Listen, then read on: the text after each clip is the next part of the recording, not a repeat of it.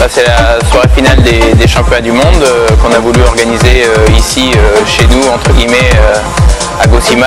Quand je dis chez nous, c'est Jérôme Guilbert, un ancien plongiste de niveau régional classé 30, qui est l'actionnaire majoritaire du bar, Jean-Philippe Gatien, Patrick Chila et moi-même. Donc on a tous les 4 départs dans ce bar. Et puis on a voulu inviter aussi bien les Français que les étrangers à découvrir ce lieu atypique où on peut s'éclater en buvant un mojito par exemple.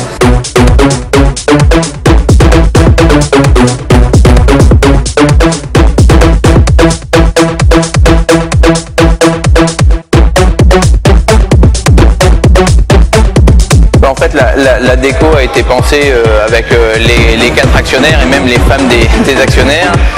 Il va y avoir sur les 3 gros poteaux qui supportent en fait l'ancien garage automobile et l'ancien salon de coiffure, qui est une salle privative, des images de donc Philou, Patrick et moi après une victoire. Il y aura dans la salle fumeur des articles de journaux de l'époque, un peu vieillis, et puis donc il y a une aire de jeu centrale ici, 2 autres en haut plus le salon privatif et encore 4 salles en bas avec une piste de danse au milieu. Donc il y a 2 niveaux de 290 mètres carrés où on peut accueillir 200 personnes en haut et la même chose en bas. Super content d'être là.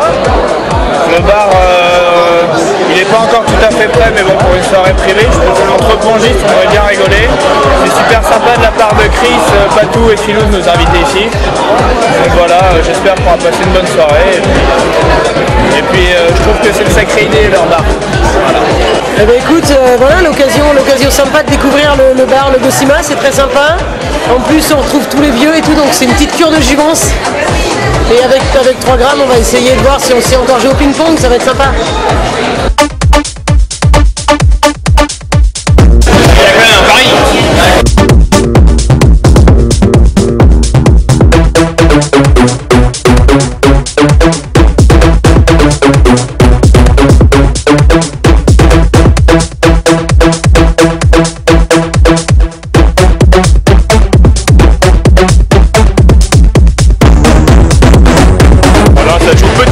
Petit 50, mondial bien évidemment.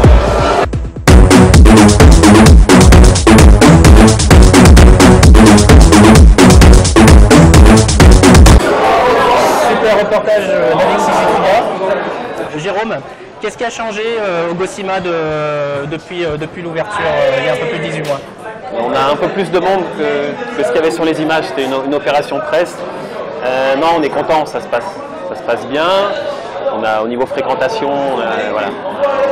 On a du monde, on a surtout vraiment une bonne ambiance tous les soirs. Les gens, la question qu'on se posait tous les 4 avec les associés, c'était un peu est-ce que ça va prendre au niveau festif, est-ce que l'ambiance ça va être compatible, le fait de mettre des tables de ping-pong à côté d'un bar, est-ce que les gens ils vont vraiment venir pour le fun?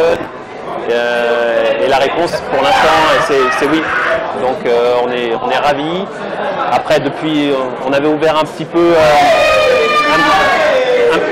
on constate l'ambiance.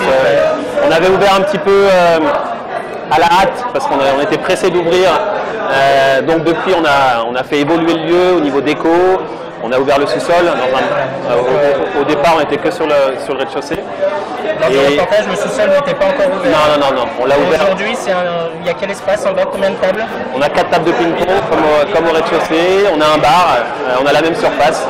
Donc le week-end, il y a encore c'est plus ambiance clubbing faite au sous-sol.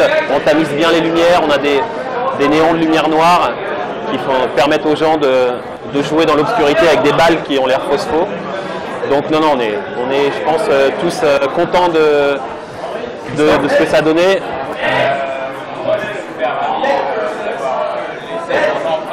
Parisien avec Pat, Philou et puis grâce à Jérôme. Ce qui est génial, c'est que c'est vachement mixte. Il y a autant de garçons que de filles quasiment qui jouent. Il y a souvent du monde, pour pas dire tout le temps. En bas, l'ambiance est géniale. Il y a de la musique. Enfin, non, c'est chouette de voir autant de monde s'éclater autour d'une table de ping qui est notre activité. Donc, non, c'est le rêve. Stéphane, tu connaissais le Gosima? Qu'est-ce que tu penses du concept? génial, je trouve ça super sympa.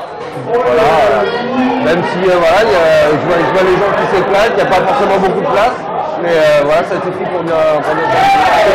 Ouais, moi j'ai déjà vu un petit peu, donc... pour boire une bière un client assidu. J'ai une table de fidélité qui est bien tamponnée. Non, mais le concept est génial et indirectement, je trouve qu'aussi, ça peut, pourquoi pas, peut-être amener des licenciés sans trop le... Voilà, peut-être là qui vont trouver ça sympa, s'inscrire en club après. On vient au Gossima pour se détendre et prendre du plaisir. Je pense qu'on vient prendre du bon temps, après voilà, c'est se réunir et puis après pratiquer le tennis de table à travers la petite réunion. Carole ? Oui, comment on peut être ravi d'avoir un lieu comme ça dans Paris. C'est génial tout le monde de venir jouer et en plus, au lieu de jouer dans son garage ou tout seul en famille, on peut venir ici et puis partager ça avec tout le monde. Il y a des couchettes sympas avec des balles fluorescentes pour jouer dans le noir, il y a un bar à côté, vraiment c'est super. On va rester dans le ping-pong fun. Donc au mois d'octobre, il y a eu une animation de la part de Stiga qui s'appelle Stiga Test Day. Donc là, on a nos amis de Marseille avec un joli papillon. Alors le Stiga Test Day, c'était une journée organisée donc, par le fabricant et revendeur Stiga, où il permettait en fait à des pongistes de venir tester leur matériel gratuitement et de, pourquoi pas, après faire le saut pour acheter. En tout cas, c'était une journée où tous les ambassadeurs Il va y avoir des amendes derrière. ça commence à s'animer au Gossima. Donc comme on disait, c'est vraiment festif. Donc on va regarder la vidéo du Gossima Ping Pong Bar et on revient juste après pour parler de tout ça. Du Stiga Test Day.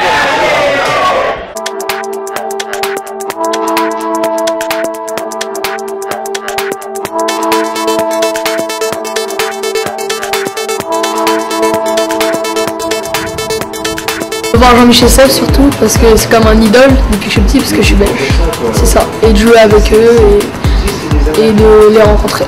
Tu viens de loin? Du Canada.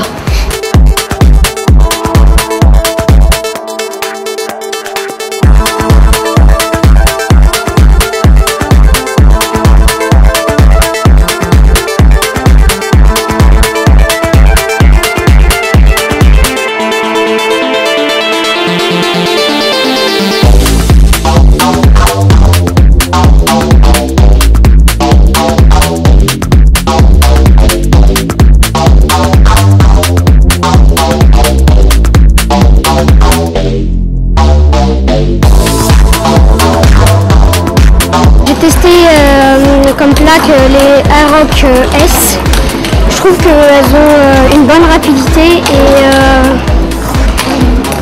et qu'elles mettent beaucoup d'effet. Moi j'avais pris un bois Clipper Wood et comme revêtement c'était un revêtement Neos. C'était pour tester la vitesse, voir si c'était confortable et tout ça, et le contrôle.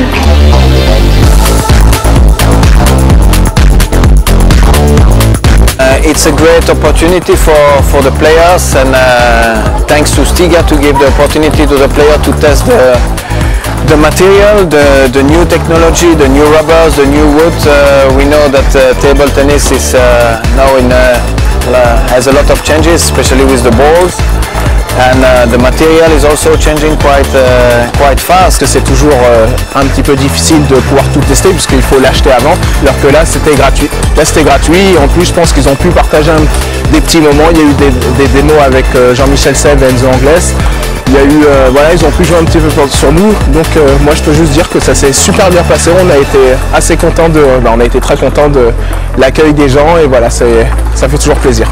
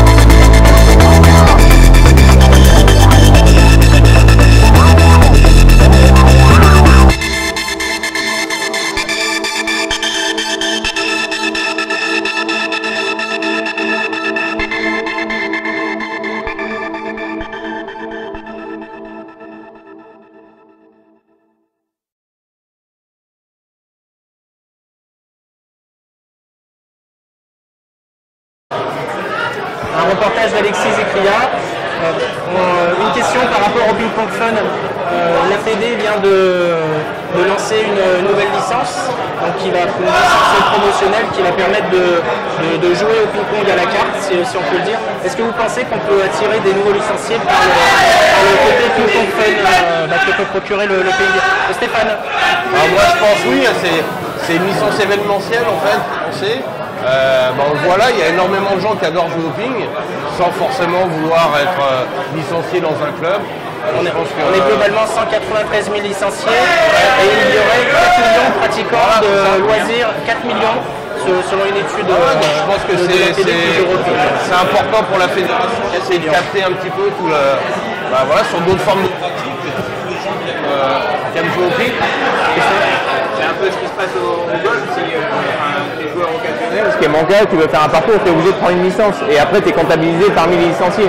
Donc ouais, c'est essayer d'amener ces 3 ou 4 millions de pratiquants à prendre une licence, même si elle est occasionnelle, événementielle, à pouvoir peut-être comptabiliser un match pour un classement, même dans un lieu comme le Docima, voilà, juste comme ça. Non mais au golf en Suède, t'as pas besoin pour faire progresser ton classement, tu peux jouer avec des copains, si tes copains signent ta carte de score, ta feuille de score est comptabilisée. Ça pourrait être, je suis 900, il est 1100, on fait un match entre nous ici, s'il accepte de signer la feuille comme quoi le 900 a battu le 1100, je marque les points, dans n'importe quel lieu. Et là, tu peux permettre à des gens de jouer peut-être n'importe où, tu vas au camping, tout le monde joue, Ce qui voudrait dire qu'on pourrait battre des joueurs bien mieux classés que soi en profitant qu'ils aient bu un coup. Si les deux acceptent, à partir du moment où les deux acceptent. Si d'accord, tu vas jouer dans un camping, la table est pourrie, il y a des raquettes pourries, mais si tu acceptes de faire un défi, voilà, pourquoi pas. Thomas? Alors moi j'étais pas au courant de cette nouvelle licence, donc j'apprends une nouvelle chose. Après voilà, je trouve que c'est un moyen une fois de plus super ouvert qui va permettre une pratique qui peut être un petit peu occasionnelle au départ pour être plus régulière par la suite et surtout plus accessible plus facilement. Donc voilà, le concept je trouve vraiment bien. Vas-y. Cette image fun, loisir et tout, c'est ce qui va faire notre force. Tous les gens qu'on est hier soir encore une fois à la Romagne, il y avait 800 personnes, tous les gens à la fin du match viennent nous dire c'est super, vous êtes super accessible, c'est génial, on peut parler avec vous, voilà, nos enfants sont contents. Et voilà, qu'on n'ait pas peur de cette image-là et qu'on en joue même. Qu'on s'en sert surtout. C'est comment le travail de la fédération, c'est on est hyper fort en loisir, essayer de capter et de captiver ces gens pour aller sur la fédération. Parce que c'est vrai qu'il y a aussi des soucis financiers et que ça serait bien d'augmenter un peu notre nombre de licenciés.